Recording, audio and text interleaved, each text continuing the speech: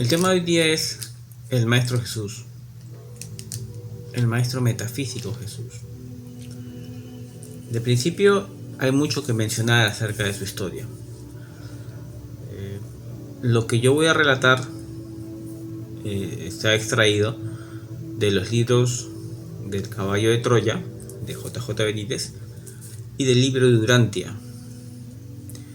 Estos dos libros contienen mucha sabiduría y mucha información que es muy distinta a lo que normalmente conocemos por la Biblia.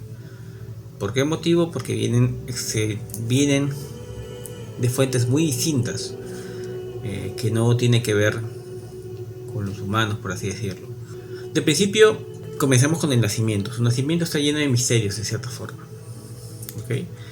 En diversos lugares, en diversos textos, se mencionan el nacimiento de Jesús, lo tradicional que conocemos el 25 de diciembre y todo el tema comercial, que ya se ha vuelto un tema comercial, el tema de la Navidad, porque lamentablemente cuando conocemos o estamos en las fechas navideñas, pues no se habla de Jesús, se habla de un tema comercial, regalos, etcétera, ¿no? Ustedes saben de lo que hablo. Y se pierde de lado el concepto de Dios, de Jesús como tal, de su nacimiento. De principio, comencemos con el tema de que la fecha está equivocada. La fecha del 25 de septiembre, del 25 de diciembre, no corresponde a su fecha de nacimiento real. Eso tiene que ver más con festividades paganas que tienen que ver con el sol, etcétera, ¿no? Que han intentado ciertamente ahí calzar uno con otro tontamente. Su fecha de nacimiento es el 21 de agosto. Ciertamente hay ciertos errores en cuanto a los temas de fechas, que es un tema aparte que no lo vamos a mencionar ahora, lo haríamos muy denso, pero vamos a empezar a mencionar acerca de su nacimiento. ¿Okay? Él nació como todo parto natural, ¿okay? No es que apareció una luz ciertamente y apareció, ¿no? De cierta manera sí estuvo conectado María, su madre, sí tuvo el contacto de ciertos ángeles, ¿okay? Para mencionarle sobre el nacimiento de Jesús, ¿no? Y todo el proceso que María tuvo que vivir para ser la madre del Hijo del Hombre, ¿no? Que así se hacía llamar. Entonces, María es otro tema interesante que mencionar. Es una mujer muy distinta a la que nosotros conocemos. Y Jesús tampoco es que tenía ciertos conflictos con ella, ahora lo vamos a ver. Bueno, entonces iniciamos con Jesús, ¿no? Jesús, su padre José, obviamente padre terrenal, y María, su madre terrenal. ¿Ok? Él tuvo, aparte de lo que, él nació, y tuvo aparte 9 hermanos más. Estos 9 hermanos no se mencionan en la Biblia. Estos 9 hermanos son hermanos que obviamente tuvo María, ¿ok? Y que son Santiago, José, Judas, que no es Judas Iscariote, ojo, es Judas, otro del nombre de uno de sus hermanos. Amós era un hermano pequeño de Jesús que falleció a temprana edad, ¿ok? Después estaba Miriam, ¿ok? María, Simón, Marta y Ruth, ¿ok? Muchos de ellos obviamente han sido y son los que conocemos como los apóstoles, ¿ok? Adicionalmente a esto se agregaron otras personas más entre amigos y familiares, pero en esencia el grupo de Jesús tenía que ver directamente con su madre, y todos ellos compartían de cierta forma el peregrinaje o el camino que él tuvo que vivir para poder empezar a predicar, ¿no? Al principio obviamente todo era ciertamente un descubrimiento personal. Él también tuvo su proceso de descubrimiento personal en cuanto a recordar sobre todo quién era y quién es. Entonces, en un principio tenía esa conexión muy intensa con el Padre, porque siempre ha sido una persona muy conectada con Dios, no tan simplemente por ser Jesús y el Hijo del Hombre. Alguna conexión, algo interesante, porque lo vamos a mencionar. De principio, Jesús, ¿quién es Jesús? ¿O cómo llegó? O sea, ¿simplemente fue un enviado de Dios y se acabó? ¿O hay más detrás de todo esto? realidad hay mucho más que mencionar. Desde otras esferas de la creación, Jesús correspondería al grupo de los Emmanuel, ¿ok? De este grupo de hijos creadores, por así decirlo, que son que dominan 700.000 universos, ¿ok? Y cada universo tiene su infinidad y número definido de constelaciones, planetas, etc.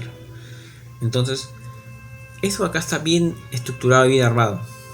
Jesús, aquí en la Tierra y en otros lugares, tiene diversos nombres. Por ejemplo, él, de principio, aquí en la Tierra se conoce como Jesús de Nazaret, Jesucristo. Y el tema de Jesucristo tiene un motivo de ser. O sea, obviamente él era Jesús simplemente al principio, y después se unió y se fusionó con el ser crístico. Por eso se le menciona como Jesús Cristo. ¿Ok?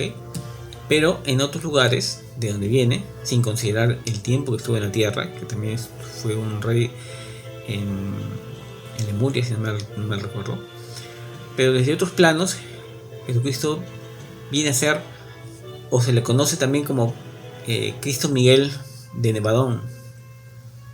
En otros lugares se conoce como Sanat Kumara, ¿no?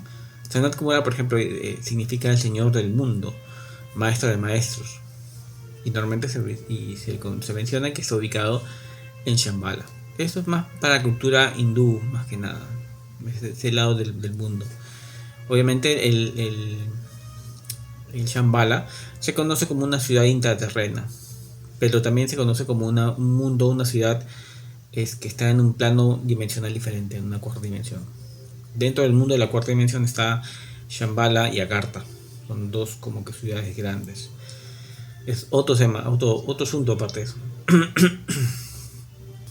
Jesús de Nazaret, aquí en la tierra se le conoce así, pero en realidad él viene de otras dimensiones, de otros mundos, de otras esferas en las cuales la creación se maneja de una forma distinta.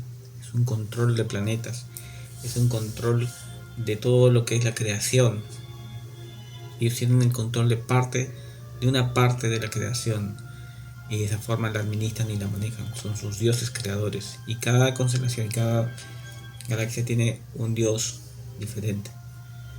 Y de esas formas que ellos son el grupo de los Emmanuel, ¿okay? Que Jesús es uno de ellos, en realidad es el Cristo Miguel de Nevadón. ¿Okay? Nevadón es el lugar de donde viene. Entonces, estos 700.000 universos con sus constelaciones, galaxias, etcétera, ¿entienden? Y sus planetas, obviamente, que están cada uno ciertamente separados, están numerados, están clasificados. Hay un control acerca de eso, y están estos seres de altas dimensiones que lo que hacen es administrar, controlar, y es básicamente la evolución de los mundos, la evolución de la humanidad. No tan simplemente de los humanos como tal, hay otros seres, otras razas que están ahí dentro. Volviendo a Jesús. Pasando al tema de la tierra. Jesús ciertamente en su nacimiento tuvo muchas complicaciones en todo su proceso de nacimiento. Más que nada en su evolución, en su crecimiento como tal. Porque él era un niño obviamente muy distinto al resto, muy distinto en todos aspectos. Era un niño muy conectado con la esencia, con el Padre, y ciertamente eso lo distanciaba en muchos aspectos con todo su entorno general, con todos los niños que ciertamente vivían una vida muy diferente de que él. María, obviamente, siempre lo vio como el niño de la promesa. Si bien es cierto, los ángeles le dieron la noticia a María acerca de que iba a ser madre del Rey de Reyes como tal, entendió que era el Mesías, el tan conocido Mesías, el tan mencionado Mesías. El tema es que Mesías, la simbología del Mesías corresponde a una persona libertadora, y obviamente tenían esa expectativa acerca de Jesús. Sin embargo, Jesús, cuando empezó a crecer, se dio cuenta que no era ese personaje, no era el Mesías como tal. Él venía por otro motivo. No vino acá a libertar un pueblo como tal, vino a despertar conciencias, ¿entienden? Por ese motivo es que tuvo muchos conflictos con María. María tenía la férrea pensamiento de que Jesús era el hijo de la promesa, por lo tanto el Mesías, y el Mesías rompedor de dientes. ¿Qué cosa quiere decir? Que es un Mesías que iba a liberar al pueblo en base a la guerra, en base al conflicto. Y obviamente Jesús era todo menos agresivo, ciertamente. Entonces tuvo muchos problemas con María en cuanto a la definición de su misión, que poco a poco fue entendiendo. Si bien es cierto, Jesús en ciertas épocas pasaba mucho tiempo lejos de casa, y María, una mujer que en su niñez estaba muy al pendiente de Jesús en muchos aspectos, estaba muy al pendiente, una mujer muy protectora porque él era el hijo de la promesa. Entonces, ciertamente todo este asunto de acá empezó a transformarse mientras él iba creciendo. Obviamente pasaron muchas cosas en ese lapso, ¿no? Su niñez se ve marcada también por la muerte de José. Su padre José, su padre terrenal, que obviamente no es biológico, su padre terrenal falleció en un accidente de construcción. José era un obrero, tenía lo que podemos llamar ahora una empresa, ¿no? En la cual se encargaba de construcción de viviendas. Y tenía una posición económica bastante aceptable, ¿no? Ciertamente para los estándares de la época. Lamentablemente con el fallecimiento de José, muchas cosas cambiaron. Obviamente Jesús tomó Jesús tomó la rienda de la familia por el hijo mayor que era, por tradición también. Y finalmente, ¿qué es lo que pasó? Tuvo que administrar, obviamente, como hombre de casa, los recursos, haciendo diversos trabajos. No tan simplemente el tema de carpintería, que sí, obviamente José le había enseñado y hacía trabajos de carpintería, sino también trabajó en diversas cosas para ayudar a la economía del hogar. Obviamente al principio, cuando falleció José, ciertamente dejó ciertos ahorros que fueron agotándose poco a poco. Tuvieron que vender una de sus propiedades, una casa, para poder mantener el estatus, o ciertamente para poder ayudarse y de esa forma salir adelante. Tuvieron muchos asuntos, como todos en realidad. Es algo interesante porque parte del motivo de su nacimiento tiene que ver también con la experiencia de sus criaturas, como él los menciona, en su propio hábitat y en sus circunstancias. O sea, él, cuando estuvo acá, tuvo que pasar momentos, imagino, de hambre, de angustia, de preocupación en cuanto a cómo hacer las cosas, o qué es lo que hacer para poder cubrir la boca o atender a sus hermanos, que eran nada menos que eran 8 niños, 8 hermanos, era un montón de gente, sin considerar María. ¿Por qué? Porque uno falleció, recuerden. Entonces, tuvo una carga responsable muy temprana, muy fuerte, y por lo tanto se abocó específicamente a poder sacar a la familia adelante como tal. Finalmente lo lograron y fue avanzando su progreso, la familia empezó a crecer, los hermanos empezaban a trabajar, ciertamente ya la economía empezaba a manejarse de una forma diferente, ya eran un poco más solventes, más estables, y así fueron saliendo de las situaciones. Pero Jesús trabajó en múltiples cosas, tanto como comercializar leche. Tenía compró una vaca en la cual vendía leche a la gente, a los habitantes del lugar, y así entre otras diferentes cosas, ¿entienden? Entonces él tuvo que también pasarse a sus peripecias para poder sacar adelante ciertamente la vida, ¿no? Imagino, debo decir, dicho sea de paso, que no con cierta ventaja, pero sí con cierta ayuda extra, que es el hecho de poder tener la conexión con la divinidad, aunque ciertamente en esa época aún no la tenía muy estrecha, pero empezaba a tener ciertos despertares.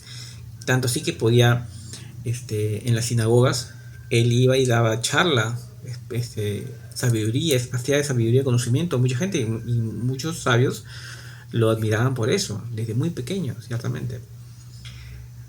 Lo cierto es que hay una época en la cual Jesús hay un agujero en donde se fue, y ciertamente se menciona que se fue a la India y se fue a diferentes lugares. Él era una persona que le gustaba mucho viajar, interactuar con las personas, conocía diversos idiomas, Por ejemplo, conocía el griego, conocía el hebreo, el arameo, el árabe y un poco de latín, ¿entienden? Y obviamente intentaban mantenerse al tanto, informado en cuanto a las realidades de lo que estaba pasando. En esas épocas era muy diferente de lo que es ahora, obviamente, ¿no? Lógicamente. Pero a pesar de todo intentaba mantenerse muy informado en cuanto a qué es lo que pasaba en el mundo, de alguna forma. ¿Y de qué forma?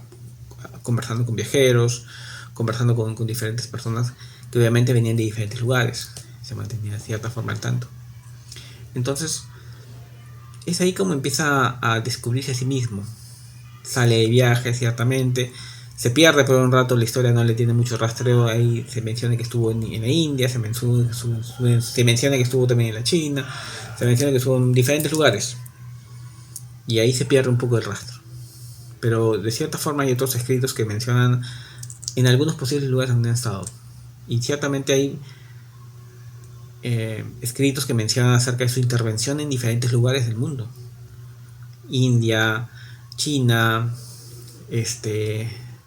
un montón de sitios. Un montón de sitios. Y ciertamente cada uno de ellos menciona una persona, no necesariamente con el nombre Jesús, pero sí menciona una persona en la cual con sabiduría del Padre y con una conexión alta, ¿no? Alguien diferente, no es la misma persona, no es alguien que uno pueda conocer así nomás. Obviamente María sufría muchos casos de una angustia muy grande acerca de él, porque obviamente habían épocas grandes, muchos años en los cuales él se perdía y volvía cada de cuando en cuando y después se volvía a ir, y así pasaban muchos ratos y María obviamente se sentía muy acongojada porque obviamente no tenía noticias de su hijo.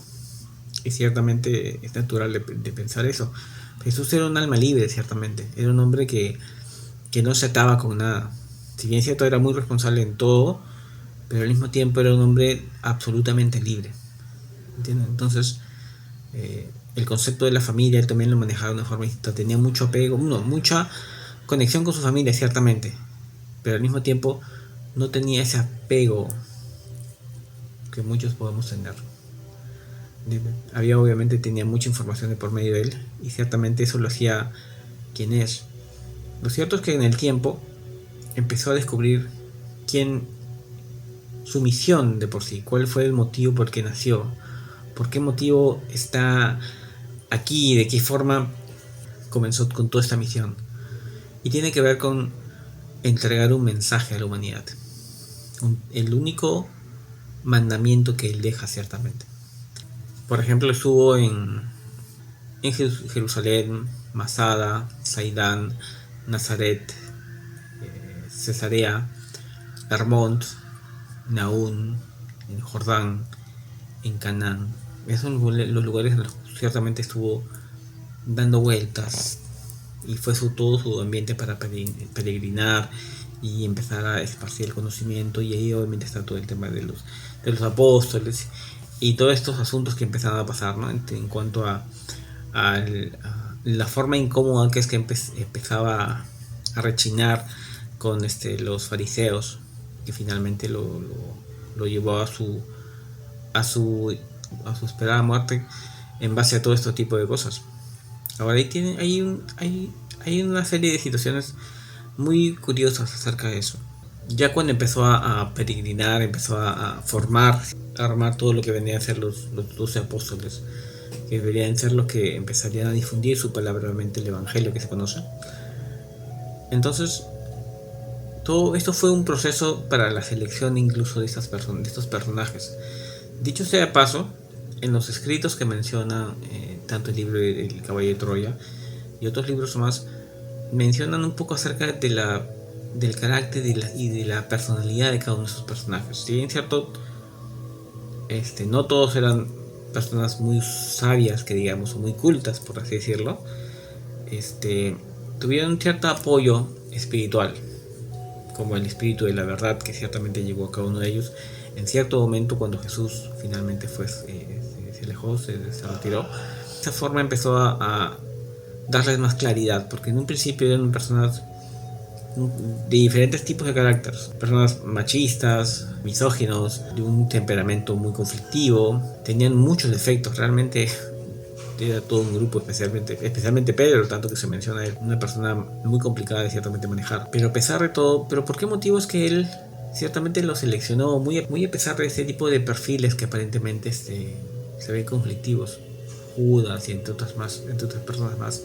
Pudo ciertamente conectar con las personas adecuadas en base a la misión de vida que cada uno llevó o vino ciertamente a hacer.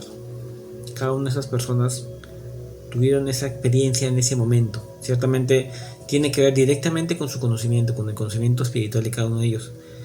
Que era el momento para despertar y poder conectar con esta conexión con Jesús. Definitivamente fue un privilegio en todo aspecto. Y obviamente ellos, muy a pesar de que hayan nacido y han sido como hayan sido, con sus personalidades complicadas, es parte de otro proceso de encarnación en los cuales vienen definidos para poder cumplir ciertas tareas.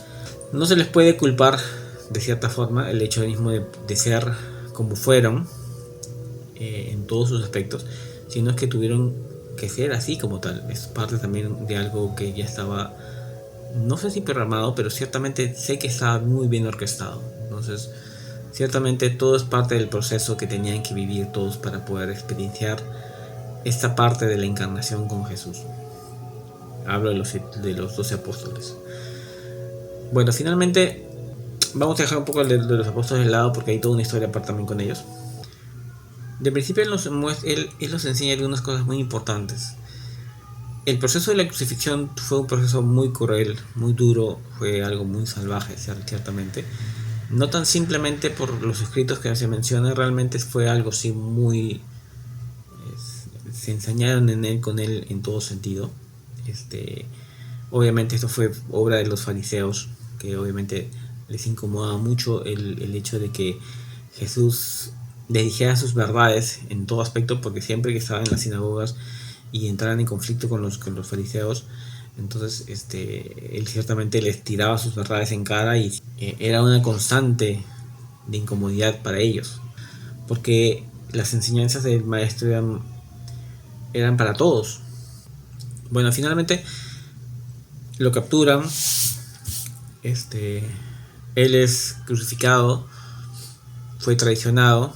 Ahí hay algo interesante que mencionar, por ejemplo, con el tema de Judas. Incluso Judas, nosotros lo conocemos como el traidor, como el gran traidor, pero desde otros puntos ciertamente la información varía algo bastante, ciertamente, que menciona incluso el hecho de que obviamente Jesús sabía de antemano todo lo que iba a pasar. Él lo sabía todo, sabía quién lo iba aparentemente a traicionar o no. Según tengo entendido que el asunto fue algo diferente. Fue que Jesús sabía que él tenía una misión específica: entregar el mensaje del Padre a la humanidad. ¿Y cuál era el mensaje? El mensaje, su único mandamiento, es amarnos los unos a los otros. ¿Entiendes? En base a ese proceso o esa entrega, su único mensaje fue ese, y tenía que suceder de esa manera para que ciertamente te marcara en la humanidad completa. No tiene nada que ver con el pecado original, nada de eso en realidad. Profundizando un poco en ese asunto, ¿el pecado en qué consiste? El pecado ciertamente es una falta directa a Dios. Un versículo que menciona el profeta Amós, que es: buscarme y viviréis. Entonces Dios nos pide que lo busquemos. Pero ¿qué pasa si no lo hacemos? ¿No es acaso un pecado? Porque supuestamente es una parte de sus peticiones, ¿no? Que nosotros nos acerquemos. ¿Y qué pasa con las personas que nos acercan? ¿Son pecadores por eso? ¿Que Dios, el Padre, los va a castigar por todo ese tipo de asuntos? No. El Padre tiene de por sí, y así lo menciona él, el perdón anticipado, por así decirlo. Él es un ser, porque no es hombre, tampoco es mujer, aunque tiene más de carácter de mujer porque es una energía maternal. Jesús menciona el hecho de que ¿acaso si no buscamos a Dios, no es un pecado acaso? ¿Por qué nosotros pensamos que nuestras actitudes pueden herir o de alguna forma ser ofensivas al Padre? al amor absoluto. ¿Cómo podemos imaginar algo así? Tomamos a Dios como imagen y semejanza, es como que si Él fuera un hombre, con los mismos defectos ciertamente que podemos tener nosotros, o el hecho mismo de que se pueda molestar, por así decirlo, por el hecho mismo que dejemos de hacer algo. Es como que si un niño intentara a nosotros, de adultos, molestarnos, y es que realmente nosotros nos molestaríamos por una travesura de un niño, ciertamente, que no tiene mucha conciencia de lo que hace o lo que puede hacer. Entonces más o menos esa es la conexión entre el Padre y nosotros. Nos mira con mucha ternura, con mucha compasión, con mucha paciencia. Por lo tanto no considera y no es concebible en él el concepto del pecado. ¿Entienden? Nosotros venimos acá, todos nosotros venimos acá por una experiencia como tal, como muchas veces lo he mencionado en los diferentes videos que los cuales yo he hablado. Una experiencia, y la experiencia en todo aspecto es positiva, ya sea que sea una experiencia negativa o positiva. El tema de la moralidad es algo que nosotros le impartimos o le damos ese velo que ciertamente lo hace diferente, o lo tiñe de un color o lo tiñe de otro color. Pero para el Padre no existe nada de eso. La conciencia suprema tiene, como mencioné, el perdón anticipado. ¿Entienden? Es la contemplación básicamente de nosotros en todos nuestros aspectos, sin considerar que obviamente nosotros tenemos la conexión con la chispa divina y Él lo sabe todo de todos nosotros. No se le pasa nada. Volviendo al tema de Jesús, Él menciona acerca de la no existencia del pecado, de la no existencia del infierno como tal. El infierno como tal sería un absurdo para el Padre. ¿Por qué? Porque es como que si nosotros aceptáramos el hecho, o es como que si Dios aceptara el hecho de que pueda perder parte de su creación perfecta. Todos nosotros, en todo aspecto, somos en esencia perfectos, y por lo tanto inmortales por expresa petición del Padre. Nuestro espíritu no puede morir, no tiene forma de morir. ¿Entienden? Muere el envase físico, pero el espíritu no muere, y siempre está en constante evolución. Jesús nos habla obviamente de la inmortalidad de la inmortalidad de nosotros por expreso deseo del Padre. Por lo tanto, ciertamente estos conceptos en cuanto al pecado no tienen mucho sentido. Tampoco el infierno, como le mencioné antes. El infierno básicamente es inconcebible ciertamente como tal, como un lugar en el cual las almas van a quemar en el infierno eternamente, por así decirlo. Un lugar donde no pueden salir. Y eso no es así. Si bien es cierto, sí existe algo semejante a un infierno, que vendría a ser un bajo astral, pretender que exista ese ambiente implicaría el hecho de que la creación del Padre ciertamente se pueda perder de cierta forma. ¿Entienden? Es decir, cierta cantidad de almas, millones o millones de almas, que puedan caer en el infierno y quedar ahí por siempre. Eso implicaría que esa parte de la creación se ha perdido, y eso no es posible, porque la creación es perfecta. Estamos en un proceso de evolución constante, duro, complicado, en base al lugar donde hayamos nacido o el planeta donde hayamos caído. Ciertamente, como ya sabrán, o como ya les estoy mencionando, existen n cantidad de constelaciones, n cantidad de universos, y estos acá son lugares de aprendizaje. Los mundos son lugares de aprendizaje como tal. En algunos casos, aprendizaje básico como el que de nosotros, donde es complicado y duro, y otros lugares que se manejan a más largo plazo con diferentes tipos de experiencias, ¿no? La experiencia siempre es adelante, siempre hacia arriba, y en algunos lugares la experiencia puede ser larga, muy larga, una vida muy muy larga, donde no necesariamente se viva tan intensamente como en la Tierra. En la Tierra tiene ese detalle importante o interesante de que acá se viven en corto plazo, porque nuestra vida es un suspiro ciertamente, en corto plazo muchas experiencias muy densas, muy fuertes en muchos aspectos, y eso nos hace crecer. Por lo tanto, ese concepto del infierno como tal no existe. La creación es perfecta en todo aspecto. Por lo tanto, no hay motivo, no hay posibilidad de que se pierda, como aparentemente se menciona. El tema del infierno, el demonio y toda esa jarana, tiene otro sentido en realidad. Sí existen ese tipo de seres tan densos, pero son muy diferentes. Cuando, por ejemplo, hay algo que se menciona, hay algo que se llama, hay algo que se menciona como la rebelión de Lucifer. La rebelión de Lucifer, si bien es cierto, Luzbel, que era Lucifer, era un ángel, un arcángel, el más sabio, el más hermoso de todos, uno de los más sabios. Y obviamente, entendió que él también tenía la posibilidad de ser creador, de tener súbditos aparentemente, ¿no? Pretender ser Dios.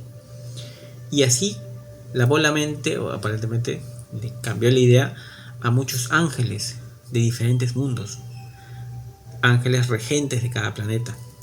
En el caso de la Tierra había un ángel regente que se llama Caligastía, que nosotros lo conocemos como un demonio, pero en realidad era el regente de la Tierra, un ser de luz, que obviamente cayó en este hecho de pretender ser Dios. Y ciertamente hubo toda una rebelión, en las cuales cayeron ciertas cabezas y fueron, por decir, encadenadas a la tierra por algún tiempo definido. Eso es parte de la historia de la rebelión de Lucifer. Es todo un tema interesante, en algún otro momento lo conversaremos.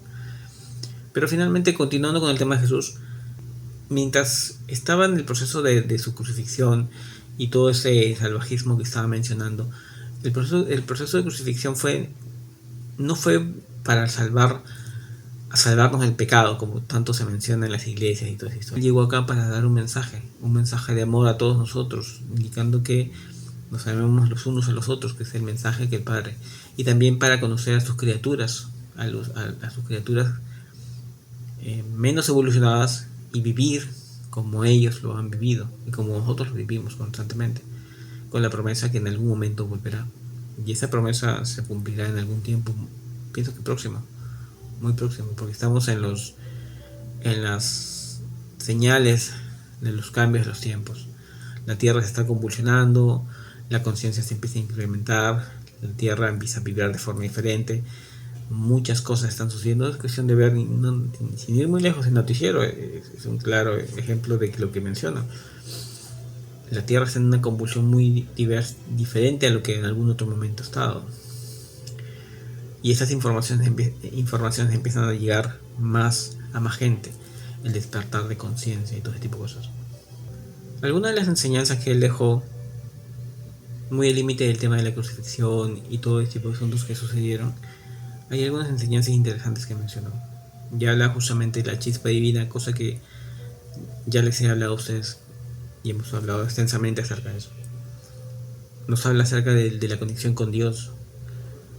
Nos enseña acerca del tikkun, que es el motivo de experiencia en los cuales encarnamos acá. Nos enseña varias enseñanzas muy interesantes.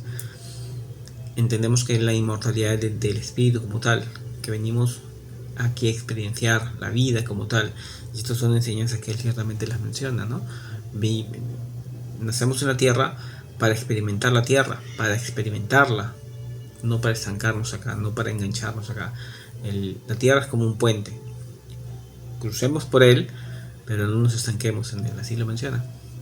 Los 30 días que tuvo en el desierto también fue parte de otra historia. En realidad estuvo en el monte Armont. En el monte Armont estuvo ahí para poder entender y terminar de unificarse, ciertamente. En el monte Armont pasaba mucho tiempo en meditación, y parte de este proceso de meditación él tuvo cierto conflicto, por así decirlo, no conflicto personal, sino un conflicto con el príncipe de ese mundo, que en esa época era Caligastías. Y obviamente él, por así decirlo, lo desterró, lo sacó de ese gobierno, por así decirlo, para que Jesús sea el príncipe de ese mundo. Y de esa forma reclamar su autoridad como Dios. Cuando Esto sucedió en el Monte Hermón. Ciertamente Jesús pudo unificarse con el ser crístico. El ser crístico es un ser que viene desde la fuente, obviamente, y llega a cada mundo, llega a ciertos personajes en el mundo que tienen que ver con el conocimiento. En este caso, este ser crístico se fusionó con Jesús y se convirtió en Jesucristo. Por eso lo conocemos de esa manera, como Jesucristo. Y este ser crístico ciertamente entró en diferentes personas en el lapso de mucha historia en realidad. Hermes Trismegisto fue un crístico, Todo también fue otro crístico, y así algunas otras personas más. No fue Jesús, fue el espíritu de energía crística que se alojó en ellos, en diferentes personas, en el tiempo, ¿no? Saint Germain también se menciona, en diferentes personas. Entonces, ciertamente en el Monte Hermón él se convirtió o terminó de identificarse como Dios como tal, y terminó de entender su misión de entregar ciertos mensajes, hacer conocer al hombre, bueno, hacer reconocimiento de que somos hijos de un Dios, ¿no? De que somos todos hermanos, de que nos habla en cuanto a por qué motivo, algo tan sencillo, por qué motivo debemos ayudar al prójimo. Y la respuesta es muy sencilla, es por sentido común. Nosotros somos hermanos, tú, yo, etc. No porque necesariamente seamos humanos, no, porque venimos de la misma fuente, somos hijos de la fuente, somos hijos de Dios. Por lo tanto, somos hermanos. ¿Entienden? Que estamos acá en envases diferentes, perfecto, pero finalmente son envases. Esa esencia nadie nos la quita. O sea, el hecho mismo de haber nacido en el mismo lugar. Estaremos ciertamente confundidos en muchos aspectos en cuanto a por qué las personas actúan como actúan, ¿no? ¿Por qué es que una persona daña a la otra?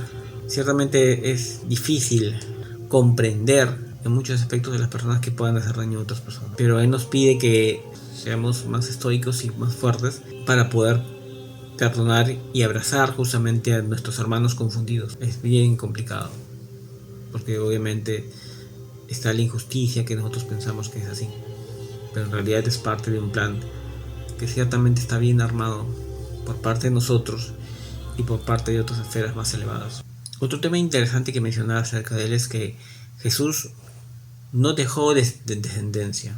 Una vez que él identificó su motivo de ser, su motivo, por qué motivo estaba acá, su misión, tenía la opción de poder tener descendencia, era su derecho como humano también, ¿no? El hecho de tener una pareja, familia, etc. Él sabía que no tenía que dejar ningún tipo de rastro de él por diferentes motivos. De principio, para no distraer la atención del mensaje real. Imagínense que Jesús haya dejado, porque dicho sea de paso, Jesús no dejó ni escrito, ni dibujos, ni retratos, ni objetos, nada que lo relacione directamente a él. Obviamente está la sábana santa de Turín, la corona de espinas y ciertos elementos de la crucifixión que obviamente tuvo interacción con él, pero elementos personales no los tuvo como tal. O sea, es decir, no los dejó para que quede como reliquia de alguna forma o algún elemento de veneración, justamente para no distraer la atención del mensaje. ¿Y cuál es el mensaje? Como le mencioné, amar los unos a los otros, el mensaje del Padre. Entonces, por ese mismo motivo es que no dejó ningún tipo de descendencia, porque obviamente dejar la descendencia implicaba a que hacer un culto, ustedes saben cómo son los hombres, hacer un culto acerca de una persona, una familia, una descendencia, etcétera, etcétera, y obviamente llevar el mensaje por otro lado y finalmente distorsionarlo, como sucedió con la Biblia. La Biblia, si bien es cierto, menciona muchos pasajes donde Jesús compartió con los discípulos y etcétera, etcétera, pero también tiene muchos errores y muchas partes que las quitaron por intereses del hombre. Por ese motivo es que Jesús intentó cortar todo ese tipo de distractores, y eso incluye el hecho de haber podido tener familia. Para él lo importante era la misión. El mejor camino para poder llegar al objetivo era no dejar ningún rastro de su presencia aquí, más que lo enseñado. Era un hombre muy atractivo, dicho sea de paso, era un hombre muy alto y tenía mujeres que ciertamente estaban interesadas en él, obviamente. Había una chica que se llamaba Rebeca, si no mal recuerdo, que era amiga de la familia de Jesús. Estaba muy interesada en el maestro. Él estaba más enfocado en sus objetivos. Toma en cuenta que Jesús es el hombre más evolucionado de la tierra. Ha tenido miles de encarnaciones en las cuales obviamente ha podido compartir y ser familia, etcétera, etcétera. Entonces no es necesario venir acá con ese objetivo. Eso no es parte de la misión. La misión era muy puntual, muy concreta. ¿Entienden?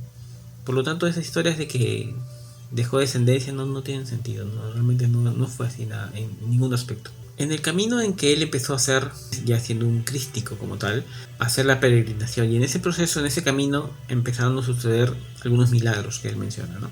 Darle la vista nuevamente a algunas personas, ¿no? Curarle lepra a algunas otras personas más, que eso está registrado ciertamente en la Biblia, pero en realidad tuvieron muchas más intervenciones de él con diferentes personas. Hay uno muy interesante acerca de un niño que tenía osteoporosis imperfecta, si no me equivoco, los huesos de cristal. Y este niño, con múltiples deformaciones, tomen en cuenta que en estos lugares había mucha enfermedad, eran condiciones muy difíciles para las personas, vivir en pobreza, con hambruna, etcétera, etcétera. Entonces hubo una situación en la cual hubo un evento a este personaje, a este niño que tenía esta enfermedad, lo golpean de una forma muy brutal y lo incendian, ciertamente lo queman. Y se acercó obviamente después de que esta gente se separara y el muchachito estaba agonizando. Se acercó a él, según lo que mencionan los escritos, y de un momento a otro todo el ambiente se colocó de un color azul. Normalmente sus manifestaciones milagrosas, por así decirlas, sucedía ese efecto, que todo se colocaba de un color azul. Y de un momento a otro, el niño que supuestamente estaba falleciendo apareció en otro lugar totalmente recuperado, sin quemaduras, sin la enfermedad que lo cogía, como un niño sano. Muchas más situaciones que vivió con sus apóstoles, con mucha gente que compartía con él. No tan simplemente andaba con los apóstoles, él tenía mucho contacto con diferentes personas. Podía entablar una relación amical muy fácilmente. La sabiduría lo acompañaba obviamente, pero ciertamente era una persona muy diferente. Era una persona alegre. Y me recuerdo que mencionan que a pesar de que los apóstoles estuvieran preocupados o angustiados por lo que fuera a pasar, él siempre mantenía ese concepto de alegría, de tranquilidad, de paz, y obviamente los animaba a seguir adelante. Jesús también nos habla acerca del amor. Nos habla acerca del amor y nos enseña de qué es el significado del amor como tal. Bueno, él le menciona de una forma sencilla. El amor es dar. ¿Qué?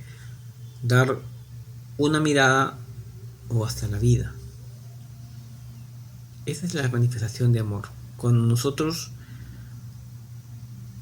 entregamos lo que tenemos en el corazón hacia las personas, hacia las personas que nos rodean. Si tú eres una persona que tiene angustia, tu manifestación de amor, lo que tú entregas, es angustia. Si tú eres una persona alegre, contenta, feliz, lo que vas a entregar es felicidad. Si tú eres una persona que llevas cólera en el corazón, lo que vas a entregar es cólera. Eso es tu manifestación de amor. ¿Entienden? Ahora muchas veces lo malentendemos o ciertamente equivocadamente guardamos rencor en muchos aspectos con algunas personas, pensando que nos odian, pero en realidad nos entregan lo que tienen en el corazón. Ahora es labor de cada uno, ciertamente sí, el hecho de poder trascender todo tipo de situaciones y poder evolucionar, crecer espiritualmente, crecer vibracionalmente. Jesús, si bien cierto, hablaba para la época muy con parábolas, porque obviamente la gente en esas épocas no los entendían claramente, pero incluso esas parábolas en estas épocas son bastante consecuentes, son atemporales, por así decirlo. Son mensajes para todo el tiempo, para todas las épocas. Y ciertamente él menciona acerca de todo eso acá, de su llegada en cierto momento en la cual la humanidad se va a convulsionar. Es como el planeta va a hacer un parto planetario sobre una nueva humanidad que tiene que ver con la evolución, con el crecimiento espiritual, con el conocimiento de lo que él mencionó. Y aún hay mucho más que mencionar, mucho más. Nos habla acerca de la enfermedad. ¿Por qué motivo aparecen las enfermedades? ¿Qué tiene que ver eso con Dios? ¿Realmente Dios envía las enfermedades a las personas? ¿O qué pasa? Nos habla acerca de la enfermedad como tal, como un proceso de limpieza de uno mismo para pagar karma o para ciertamente para el proceso de evolución de cada uno. Nos habla de las almas, de las pequeñas almas que vienen a revolucionar los senos familiares para hacer el crecimiento espiritual de ellas también. Entonces nos empieza a enseñar diversas cosas en ese aspecto. Es muy interesante realmente la cantidad de mensajes. Queda como un pendiente tocar cada uno de sus temas, porque realmente hay mucho más que mencionar acerca de él. Y solamente hablando de uno de los puntos, hemos hablado por ejemplo acerca de la chispa divina, de Dios, pero aún falta mencionar muchas más cosas del espíritu de la verdad. Nos falta mencionar acerca, hemos hablado también de los mundos espirituales, ciertamente, también él lo menciona, pero hay mucha más información que está ahí para poder ser mostrada. Esto nos ha tomado un tiempo poder leer y entender, reflexionar sobre todo esto que él enseña ciertamente, y obviamente vivir la transformación de su palabra, porque es verdad, cuando uno lee o empieza a entenderlo y empieza a tatuarse en el corazón realmente lo que él quiso darnos a entender, el mundo cambia para todos nosotros. Les agradezco por estar conectados y este video pronto estará llegando a ustedes. Nos vemos.